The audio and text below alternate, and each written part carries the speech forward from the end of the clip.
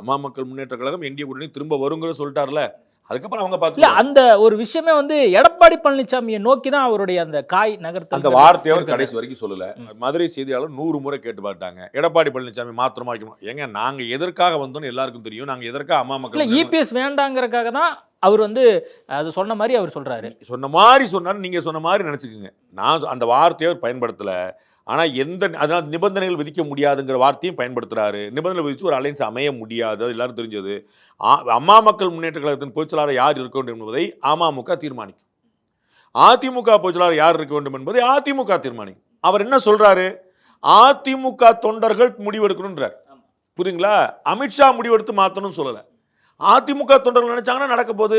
அது அவங்க கட்சி அவங்க பாத்துக்கிறாங்க. நீங்கள் நினைச்சு இருக்கு. இல்ல அதிமுக தொண்டர்களும் நிர்வாகிகளும் முடிவெடுக்கணும். அதை வந்து யோசிக்கணும் அப்படின்னு அவர் சொல்றதே அந்த இடத்துல இபிஎஸ் இல்லாம வேற ஒரு நபரை வச்சு பாக்குறதுக்கு தான் டிடி விதிநகரன் சொல்ற மாதிரி இருக்குல்ல. இதே மாதிரி அண்ணன் பாஜகவை சொல்வாரா? இதே மாதிரி பாஜக வந்து அமமுக முன்னேற்றங்கள் சொன்னா சொல்லுவாங்களா?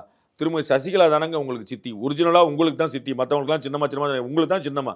அவங்க தான் நீங்க வந்து கட்சியோட தலைவரா நீங்க போடுங்க அப்படின்னு சரிம்பாரா?